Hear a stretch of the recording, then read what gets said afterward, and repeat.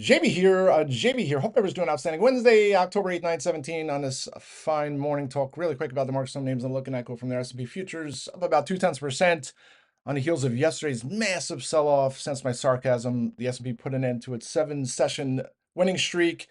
All good things come to an end, right?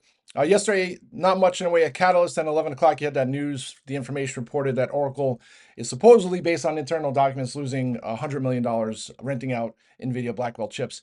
Who knows what credibility is that accurate? Is it more? Is it less?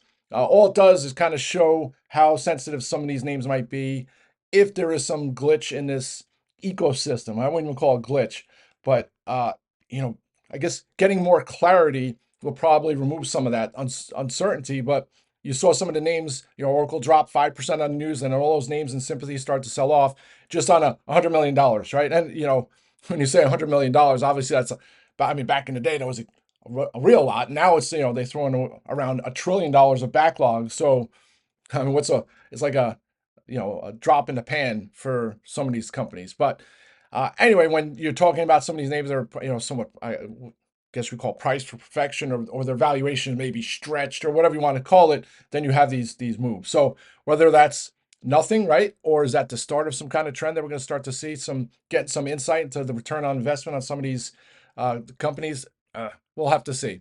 But anyway, just another day, another market watch headline. Here's what's keeping Goldman's worries over a stock bubble at bay for now. I forget the exact wording on it, but they had some good. There was a good quote on there. I think I put it on the watch list. It kind of gave the stats, right? That the top 10 stocks in the S&P from 1980 did not exist. There were none of those names were in 2020 or 20. I forget the exact date, 1980 to maybe it was 1995. And then by 2020, the top 10 in 1995, there was only one in 2020. So it just goes to show that the names change. I mean, don't get me wrong, IBM is back in the limelight somehow, right? But it's like, who knows what the next company that might be the top 10 in the S&P. Who thought NVIDIA? I remember staring at that stock when it was $1 years ago. So all right, so that's kind of overall markets. Overall, I talked about the SPY 672.93 to 660 on the SPY. That's kind of the trading range. We got to 672.99 yesterday. We'll see what happens here today. Fed minutes at 2 o'clock. I mean, is that going to move the markets much? You already have the lone dissenter. He had some speak yesterday. I don't think that's going to do too much. Probability of the rate cuts still status quo. 95% probability at the next Fed meeting in 3 weeks.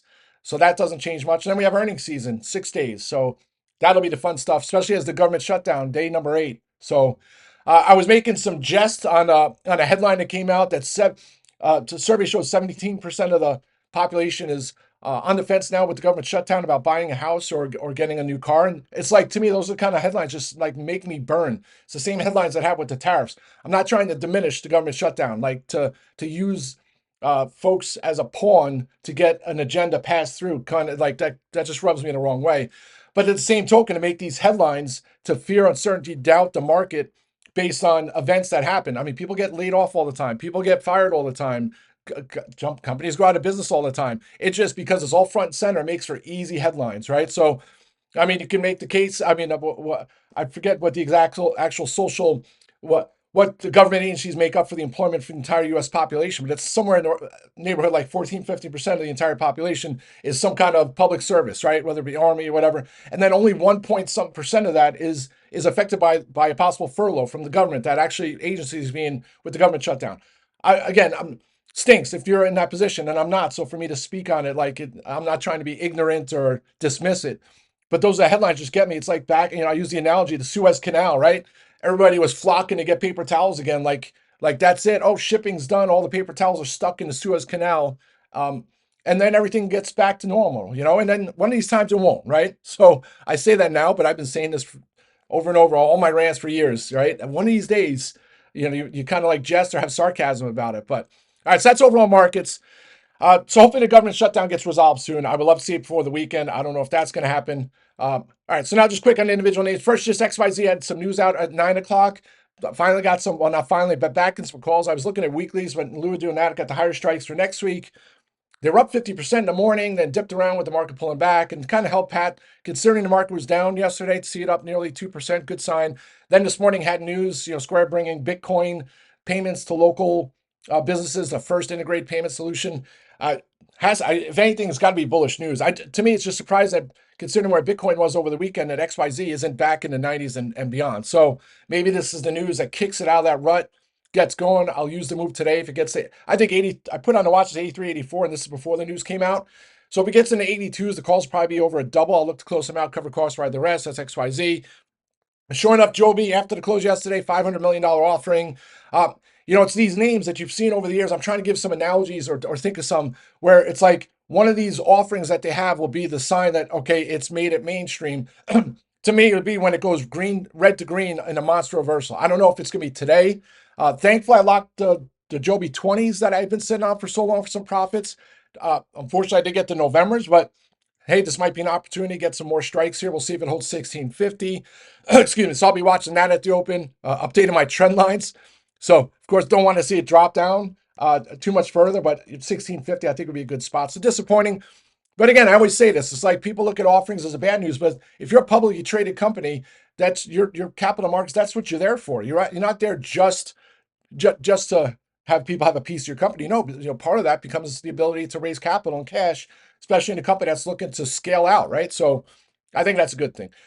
Better to do it in midst of strength, right? With the stock at strength than doing it at $7 or $8, right? Dilutes the shareholders less. Oh, it stinks to get diluted. Better diluted when it's at highs than diluted at $6, $7. All right. That's JOBY. Then just some other names, and I'm coming up with a basket of names that I think the oh crap, or part of my friends, the oh shit basket of names that are going to have opportunities for massive pullbacks if this AI capex thing has some kind of blip. I was talking about ASML. ASML is down $23 here this morning. I don't know what those. I think I put 930 puts. I'll have to look at the open. Lamb Research. And then some of these other names, like, gosh, I remember back in the day, Seagate, Western Digital, but Seagate was going to be like a zero. Everybody was short in that name. That one's in the 200s. Arista Networks. So yesterday with Oracle selling off, I went and got those spec lotto puts on Broadcom. It was 333, drops to 326. Then it starts to bounce. They want to lose the profits on the puts, or at least seeing that position turn back into the red. So close those out. Still hold the Arista, and Arista, of course, is running here in the last 10 minutes. I'll continue to hold those. I think 138 on Arista. Broadcom, I'll continue to look for opportunity, especially if the market finds weakness. Again, not doesn't mean I have my bear suit on. Just I think there could be a pullback in some of those names, and some of the other names could still be strong. The Reddits, the Duolingos, and so on and so forth. So yeah, take a look at SanDisk, right? What was it? Seagate. No, those all have come under pressure the last 2 days. All right, then some other names here. SERV Robotics. It's just such a frustrating name to trade. When it catches fire, it's great to be in the calls. And then when it fizzles the next day, it's disappointing. But held 1375, still watching that one. Not going to add any more strikes. JOBY, I might add some more strikes on SERV. I'm just going to stand pat. And then Reddit and Duolingo had pretty much their flattest sessions in recent memory. I mean, when's the last time Reddit traded in such a tight range? 202.50 all the way up to 209. So a $7 trading range. The implied move for the week is over 6%. That's like a 3.5% trading range. So unfortunately, what that does kill premiums. I'll still look for opportunities there on the Reddit side. I'm trying to think of other names. I think that's it for now. Let's have a great day. I'll be back on audio later. Rock and roll.